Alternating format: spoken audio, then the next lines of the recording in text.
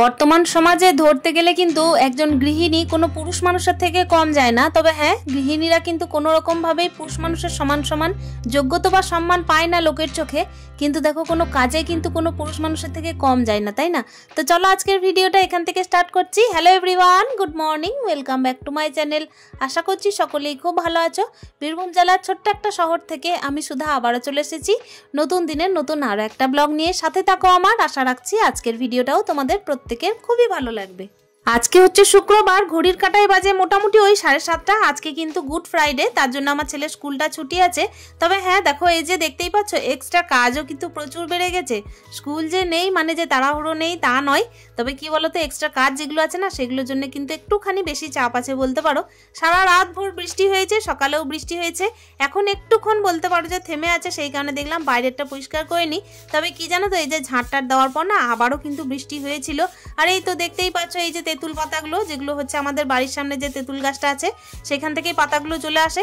আর একদম যেই ঝড় ওঠে না, সেই কিন্তু আমাদের দোরগোড়ায় জড়ো হয়ে যায়। ওই জন্য যখনই বৃষ্টি হয় না, এই যে পাতা আর কাদা ঝেঁটোতেই আমার অনেকটা সময় চলে যায় জানো, সকাল দিকে। আর এই তো দেখো, একেবারে কিন্তু ঝাড়টা কমপ্লিট করে ফেলেছি। হালকা হালকা কিন্তু রোদটা উঠবো বলছিল, কিন্তু উঠতেও পারছিল না, মানে এমনই পরিস্থিতি ছিল কালকে। আর এই তো দেখতেই পাচ্ছ, আমি কিন্তু ঝাড়টা কমপ্লিট করে দিয়েছি। পায়ে কিন্তু জল নিয়ে নিলাম একটু, কেন কি ধুলোটা প্রচুর পরিমাণের। আর এই যে দোরগোড়ায় কিন্তু আজকে এখনো জল দিইনি, তো সেই কারণেই দেখো জলটা দিয়ে দিলাম। আসলে কি বলতো, কাদা তো চারিদিকে, সেই জন্য না শেষ টাইমে দিয়েছি জলটা আর কি। আর এই তো সুন্দরভাবে ধুয়ে দেওয়ার পরে একেবারে চলে যাব স্নানে।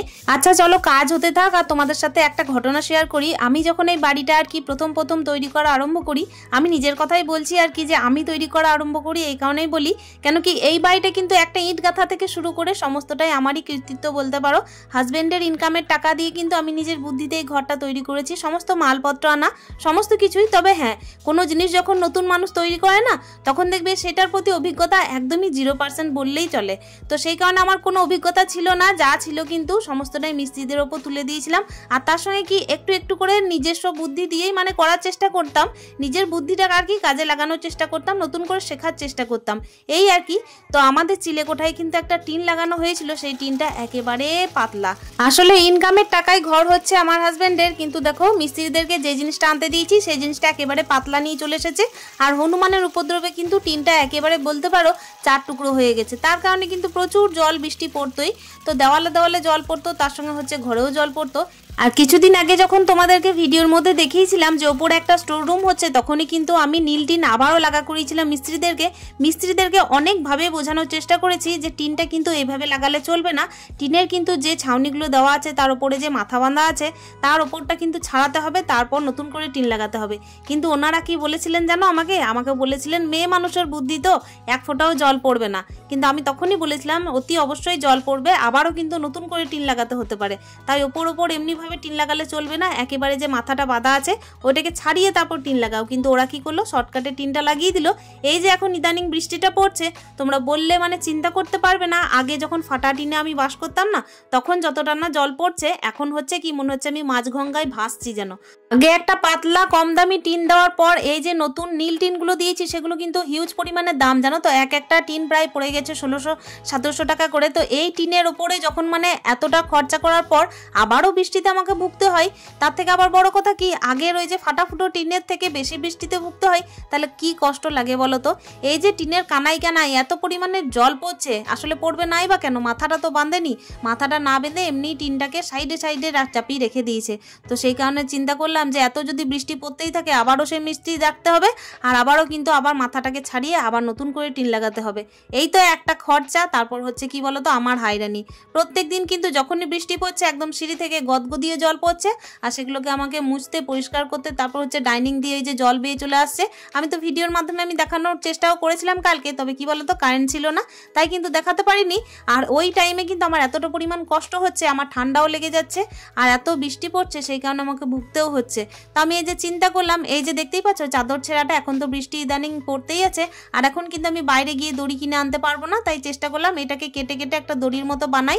এটা কিন্তু খুবই শক্ত টাইপের চাদর, তো এটাকে কেটে কেটে দড়ি বানানোর পর একটা ত্রিপল ছিল, তো সেটাকেই কিন্তু আমি চিলেকোঠায় আর কি দিয়ে দেবো, মানে ওই যে সিঁড়িঘর যেটাকে বলে। তো সিঁড়িঘর ওপরে কিন্তু আমি দেখো চান করার আগে ত্রিপলটা চাপিয়ে দিয়েছিলাম। জানো কিভাবে চাপিয়েছি? তোমরা নিজেরাই ভাবতে পারবে না। বাঁশ দিয়ে, লাঠি দিয়ে একদম খুঁচে খুঁচে খোঁচা মেরে এই দিক থেকে ওই দিক দিয়ে কিন্তু আমি কিভাবে কষ্ট করে যে এই যে ত্রিপলটা দিয়েছি, শুধুমাত্র কি বলতো, নিজের ঘরটাকে একটুখানি বাঁচানোর জন্য। দেওয়ালে দেওয়ালে যে এত জল পড়ছে সেগুলো থেকে একটুখানি রেহাই পাওয়ার জন্য, যেন দেওয়ালটা একদম ভিজে না যায়। তার সঙ্গে কি হচ্ছে জানো, মনটাও তো খারাপ লাগে, তাই না? ঘরের মধ্যে যদি একটা দালান ছাদ করার পর যদি ওই যে মাঝগঙ্গায় ভেসে থাকতে হয়, তাহলে কতটা কষ্ট লাগে বলো তো। এই যে দেখতেই পাচ্ছ, উইদাউট হেল্পিং হ্যান্ড আমি কিভাবে এই যে ত্রিপলটা দিয়েছি। একটা পুরুষ মানুষও কিন্তু ওপরে ছাদে চাপা ছাড়া কোনোভাবে দিতে পারবে না, এইভাবেই কিন্তু আমি কষ্ট মষ্ট করে দিয়েছি। তারপর দেখতেই পাচ্ছ চারিদিক থেকে কেমনভাবে বাঁধন দেওয়ার চেষ্টা করেছি, ওই যে গ্রিলগুলো আছে, রডগুলো আছে, সেগুলো দিয়েই। এদিকে যে ত্রিপলটা টাঙানোর পর আমি যে রেহাই পাবো তাও তো না, কেন কি সকাল টাইমে দেখো এমনি ত্রিপলটা দিয়ে দিয়েছিলাম, তারপরও কিন্তু প্রচণ্ড পরিমাণে ঝোড়ো হাওয়াতে ত্রিপলটা এদিক থেকে ওই দিক হয়ে গেছিলো, আর এক সাইডে কিন্তু আবার জল পড়ছিল। ওই কারণে এই যে বাঁধনটা দিলাম। আর সব থেকে বড় কথা কি বলো তো, আবারও কিন্তু এই যে টিনের মাথাগুলো ছাড়িয়ে আবার টিন নতুন করে লাগিয়ে আবার মাথাটা বাঁধতেও হবে। আর একটা চিন্তা হচ্ছে কি, এখন যদি মিস্ত্রিটা লাগানো হয় তাহলেও কিন্তু একটা কষ্টকর ব্যাপার হয়ে যাবে, কেন কি টিনগুলো ছাড়ানোর পর আবারও যদি ওই ঝরঝর করে বৃষ্টি দিয়ে দেয়, তাহলে কিন্তু একদম নাজেহাল অবস্থা হয়ে যাবে আমার। আর ওই কারণেই না, একেবারে যখন মাটিটা শুকাবে, একদম যখন দেখবো বৃষ্টির আজকে কোনো রকমের কোনো পরিস্থিতি নেই, তখনই কিন্তু মিস্ত্রি লাগানো হবে। আর দেখো সব থেকে বড় ব্যাপার, ওই যে একবার খরচা করা হলো, 2-3 বার খরচা করার পর মিস্ত্রিরা যখন আমার কথাটা শুনলো না, ওই যে একবার বলে দিয়ে চলে গেল যে মেয়ে মানুষের বুদ্ধিতেও, 3টে মানুষ মিলে, 3টে পুরুষ মানুষ মিলেও যখন একটা বুদ্ধি কাজে লাগাতে পারছে না, সেই বুদ্ধির জায়গায় দেখো হিসাব মতো কিন্তু একটা মেয়ে মানুষের বুদ্ধিটাই কিন্তু শ্রেষ্ঠ দাঁড়ালো, তাই না? আমি কিন্তু অনেকবার বলেছিলাম বৃষ্টি পড়বে পড়বে, ওরা শোনেনি, ওরা বারবার বলেছে এক বিন্দুও বৃষ্টি পড়বে না। আর দেখতে পাচ্ছ আজকে ভুগতে কিন্তু আমাকে হচ্ছে। তবে কি বলতো, ভুগতে হচ্ছে মানে যে হাত গুটিয়ে বসে থাকবো বৃষ্টির দিনে, সেটাও তো করতে পারছি না। আমি একজন গৃহিণী হতে পারি, হতে পারে আমার রান্নাঘরেই কিন্তু অনেকটা সময় চলে যায়, ঠাকুর ঘরে অনেকটা সময় চলে যায়, তাই বলে যে আমি কিছু করতে পারি না এটাও কিন্তু নয়। বাড়িতে যেহেতু পুরুষ মানুষ থাকে না, সেই হিসেবে কিন্তু একটা পুরুষ মানুষেরও কাজ আমাকেই করতে হয়। তাই কখনোই বলা সাজে না যে মেয়ে মানুষের বুদ্ধি। মেয়েরা দেখো কোথায় না কোথায় চলে যাচ্ছে, চাঁদে চলে গেলেও কিন্তু পুরুষ মানুষের সমান কেন যে মান সম্মান, কেন যে যোগ্যতা পায় না, বিয়ের পর থেকে শুরু করে বিয়ের আগেও কিন্তু কখনো দেখবে মেয়েরা সেই যোগ্যতা পায় না যতটা না একটা ছেলে পায়, একটা জামাই মানুষ পায়, তাই না? আমি কিন্তু এখনো পর্যন্ত নির্দ্বিধায় দেখতেই পারো আমি সব রকম কাজ করি, ঘরের বলো বাইরের বলো সব কিছু করি, কিন্তু সত্যি কথা বলতে কি মনের ওই এক জায়গায় কষ্ট লাগে যে কখনো সেই সম্মান বা যোগ্যতা আমি কিন্তু অর্জন করতে পারলাম না। কাজ কিন্তু করে যাচ্ছি, কিন্তু সম্মান বা যোগ্যতা আমি কিন্তু অর্জন করতে পারিনি, জানো তো। নিজেকেই নিজে সম্মান করি, যতটাই সমাজ দেখবে বলুক না কেন, ছেলে আর মেয়ে সমান কিন্তু কখনোই হতে পারে না। একজন পুরুষ আর নারী কখনো কিন্তু সমান যোগ্যতা কারো কাছে পায়নি। আমাদের সমাজ কতই না এগিয়ে গেছে, কতই না উন্নতি করেছে, কিন্তু কি জানো তো, মানবিকতার দিক থেকে, মানসিকতার দিক থেকে না একেবারে ডাউন লেভেলে চলে গেছে। সত্যি কথাই বলতে এখনকার দিনেও যদি শুনতে হয় যে মেয়ে মানুষের বুদ্ধি, তো তাহলে আর কিচ্ছু বলার নেই। ওই যে বললাম, মেয়েরা চাঁদে চলে গেলেও কিন্তু সেই সমান যোগ্যতা কখনো পাবে না। ছেলে আর মেয়ে যদি সমান যোগ্যতা পেত, তাহলে তো আজকে দিনটাই অন্যরকম হতো, তাই না? একা ঘরে একা সংসারে একটা মেয়ে মানুষের যদি শ্বাস রোধও হয়ে যায় না, দ্বিতীয় দিন ভাবতে হয় যে সত্যি কথা বলতে আমার ছেলেকে কে দেখবে, এই ঘরটা কে মেনটেন করবে। আর সত্যি কথা, তোমরা তো চোখে দেখতেই পাও, যারা একা সংসার করো তারা তো নিশ্চয়ই বুঝতে পারো, একা সংসারে একটা ঘর দাঁড় করানো, তারপর হচ্ছে কি নিজের সংসারটাকে পরিচালনা করা, একটা ছেলেকে মানুষ করা, সমস্ত কিছু জুড়েই একটা ভালো মন্দ কিন্তু লেগেই আছে। তারপর কিন্তু দেখো নিজের শরীরটাও মেনটেন করতে হয়। সব কিছু করার পরও একটা মেয়ে মানুষকে এটাই শুনতে হবে শেষ দিন পর্যন্ত যে মেয়ে মানুষ। মেয়ে মানুষ কেন, মেয়ে মানুষ শুধু যে মেয়ে মানুষ তা নয়, মেয়ে মানুষের মধ্যে কিন্তু মা দুর্গাও বাস করছে, এটা কেন কেউ বোঝে না। কখনো কেন কেউ মানুষ কোনোভাবে সম্মান দেয় না, সমান চোখে দেখে না মেয়ে মানুষকে, আমি সেই জিনিসটা এখনো পর্যন্ত বুঝতে পারলাম না। একা সংসারে এই যে দেখতেই পাচ্ছ, এত খাটাখাটনির পরে, সকালের সমস্ত কাজ করার পরে একেবারে এই যে যে এক্সট্রা ঝামেলাগুলো বাড়ছে আমার জীবনে, এই ঝামেলাগুলো কে পোহাতে আসছে? আমি তো পোহাচ্ছি। তাহলে কেন এখনো পর্যন্ত একটা পুরুষ মানুষের চোখে একটা নারী একদম সম্মান পায় না, একদম সেই সম্মান পায় না যে সম্মানের জায়গায় তারা নিজেকে রেখেছে। আমি তো এই যে নাজেহাল অবস্থায় পড়ে গেছিলাম আজকে। সকাল থেকে কিন্তু রান্না বান্না করতে দেরি, তারপর দেখতেই পাচ্ছ ওদিকে কিন্তু আমি ভাতটা বসিয়ে গেছিলাম। ইতিমধ্যে এই যে ভাতটাও হয়ে গেছে, তো এই যে ফেনাটা ঝরিয়ে নিই। আর সকাল টাইমে জানো ঘুম থেকে উঠেই না, যখন দেখছি একদম বৃষ্টিতে যাতা অবস্থা হয়ে গেছে গোটা ঘর, তখন কিন্তু মিস্ত্রির সাথে আমার 2-4 কথা হয়েও গেল। কিন্তু কি করব বলো তো, এই যে হাতের উপর হাত গুটিয়ে বসে থাকতে পারি না। যতই হোক না কেন, আজকালকার দিনে মেয়েরা কিন্তু প্রচুর স্মার্ট, এতটাই স্মার্ট যে একটা কিন্তু ছেলেকেও হার মানিয়ে দেবে। ছেলেরা কিন্তু দেখো বড় হওয়ার সাথে সাথে একরকম ভাবে কিন্তু সব সময় যে সঠিক লাইনে যাবে তার কিন্তু কোনো মানে নেই। তবে একটা মেয়ে জানো তো ঠিকঠাক যদি নিজের ওপরে জেদ নিয়ে নেয় না, তাহলে কিন্তু সব করতে পারে, সবই। আমার কোনো একটা ভিডিওতে আমি হয়তো বলেছিলাম তোমাদেরকে, মনে থাকবে হয়তো তোমাদের কারো কারো যারা কিনা আমার ভিডিওটা প্রত্যেক দিন দেখো।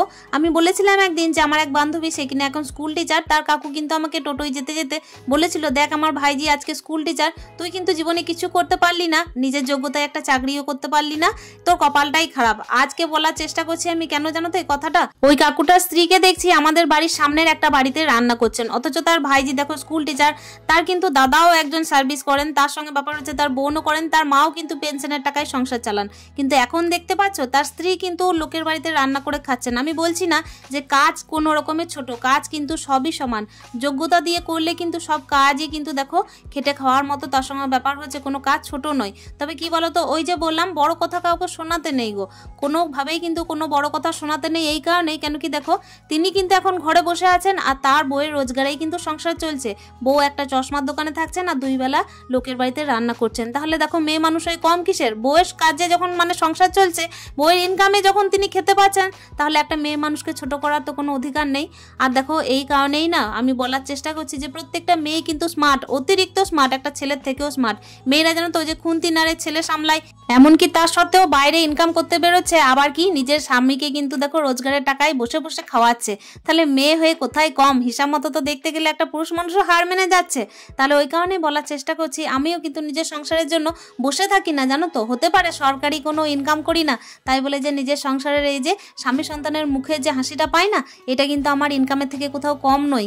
আর এই তো দেখতেই পাচ্ছ, কাজের কথায় আসা যাক। সকাল থেকে কিন্তু রান্না বান্না আজকে যেহেতু তাড়াহুড়োর মধ্যে হয়েছে, অনেকটাই দেরি হয়ে গেছিল, সেই কারণে এই যে ডিমের ঝোল আর ভাত করেছি, আর ওদিকে একটুখানি মানে ডাল করেছি। তার সঙ্গে কি বলতো, কালকের না মাছটা রাখা ছিল, ওই যে হাজবেন্ড গেলেন তখন কিন্তু একটুখানি আম দিয়ে পাতলা মাছের ঝোল করেছিলাম।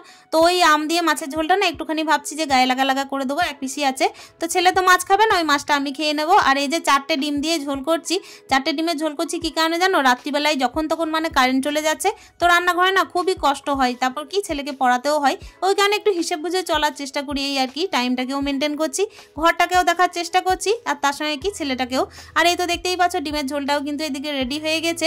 ওদিকে কিন্তু দেখো হাত গুটিয়ে বসে না থেকে আমি কিন্তু বারবার আবার দেখেও আসছিলাম যে বৃষ্টির জল পড়ছে কিনা। তো জানো তো খুশি হলাম খুবই যে এখন না বৃষ্টির জল এক ফোঁটাও পড়েনি। কতটা মনে খুশি হয় বলো তো কিছু একটা কাজ করতে পারলে। এই যে সকাল থেকে এতটা পরিশ্রম করলাম, ত্রিপলটা টাঙালাম, ত্রিপল টাঙাতে গিয়ে আমার কিন্তু প্রচণ্ড পরিমাণের কষ্ট হয়েছে জানো, এতটা কষ্ট হয়েছে তখন কিন্তু মনে হচ্ছিল যে একটুখানি বসে থাকি, এখন আর আজকে রান্না করবো না। তবুও জানো তো রান্না বান্না করতেই হবে, কেন কি দেখো বসে থাকতে তো পারছি না। মেয়ে মানুষ বলে যে হাত গুটিয়ে বসে থাকবো তা কিন্তু নয়, কিংবা হচ্ছে মেয়ে মানুষ মানে গাইয়া মেয়ে হয়ে কি বলতো ঘরে যে ঘোমটা দিয়ে বসে থাকবো সেটাও তো নয়। আর সেই কারণেই বৃষ্টির দিনেও কিন্তু একজন মেয়ে মানুষ হয়েও দেখো পুরুষ মানুষকে হার মানিয়ে সংসারের সমস্ত দিক দেখার চেষ্টা করলাম, তার সাথে দেখো ওই যে ঘরটাকেও একটু বাঁচানোর চেষ্টা করলাম। আর আমার জীবনের শেষ নিঃশ্বাস পর্যন্ত যতদিন বেঁচে থাকবো ততদিন পর্যন্ত কিন্তু নিজের জীবন দিয়ে এই ঘরটাকে রক্ষা করে যাব।